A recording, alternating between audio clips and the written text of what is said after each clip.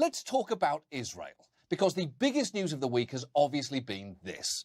This morning, the worst violence in years between Israelis and Palestinians is intensifying. Israel's military attacked new targets in Gaza, the Palestinian territory where militants are firing hundreds of rockets into Israel. And in the Israeli-occupied West Bank, Palestinian protesters fought with police. Since Monday, over 80 Palestinians have been killed and 7 Israelis in this tit-for-tat war. Okay, there is a lot to unpack there, from the horror of the situation, which has escalated significantly since then, to the use of the phrase tit-for-tat war in a conflict where you just pointed out one side has suffered over 10 times the casualties. Something which speaks to both the severe power imbalance at play here and how that often gets obscured by how we choose to talk about it. And look, if you are not fluent in Middle East history, I know this can seem overwhelming. The latest chapter in a long story you haven't read. So I'm not going to try and recap the history here, or indeed propose a solution, although interestingly, I do have one, because someone with this accent always thinks they can fix things in the Middle East. I redrew the map a bit, and I have a lot of misplaced confidence that it would work very well.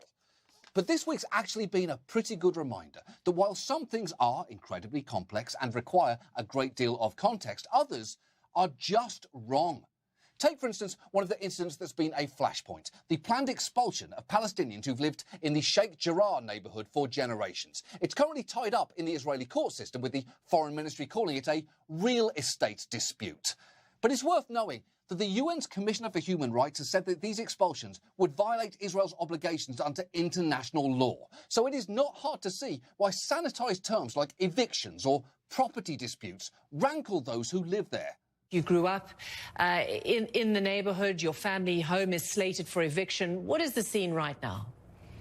Well, thank you so much for having me. To start, it's not really an eviction. It's forced ethnic displacement, to be accurate. Eviction does not imply the hundreds and hundreds of heavily armed police and army and settlers polluting, blowing up your doors, throwing your children from your windows, and using brute force to throw you out in the street and assaulting and arrest you should you resist. It doesn't imply the grenades. It doesn't imply the rubber-coated bullets. Right. The threat of eviction is accurate only in a very superficial level, in that one day you live somewhere, the next day you don't, and that change wasn't your choice. But it doesn't tell the whole story. It's like running a headline that says Matt Gaetz reaches out to Florida youth. Sure, not inaccurate, but it's missing some pretty crucial details about the exact nature of that interaction. And look, it is true that militants from Palestinian groups like Hamas fired over 1,000 rockets towards Israel this week, and that is reprehensible. But, and I realise this is the most load-bearing conjunction in history, but the majority of those rockets thankfully didn't reach their target for a very clear reason. The casualties and the damage would have been greater, but for Israeli interceptor rockets, the so-called Iron Dome, which blew most of the incoming missiles to pieces.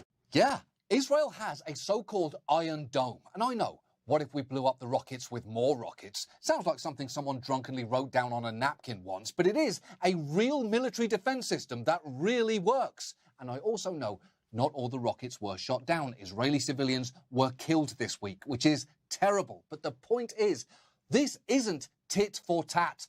There is a massive imbalance when it comes to the two sides' weaponry and capabilities. While most of the rockets aimed toward Israeli citizens this week were intercepted, Israel's airstrikes were not. They hit their targets, including a house in a refugee camp, a building housing the Associated Press and Al Jazeera, and this 13-story office and apartment building. And while Israel insisted that there were military targets in that building and that they destroyed it as humanely as possible, even warning people to evacuate beforehand, for the record, destroying a civilian residence sure seems like a war crime, regardless of whether you send a courtesy heads-up text.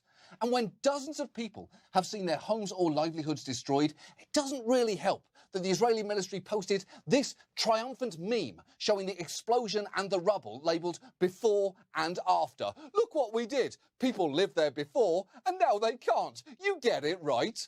And obviously, in general, you should probably never meme a war crime. But if you absolutely have to, at least go with something less boring than the before-after template. Maybe use the Drake meme or the disaster girl. There's a building coming down, so checkmark already there. And it's a little girl with eyes that scream, I don't know what the Geneva Conventions are, and frankly, I don't care. The more I think about it, it works perfectly.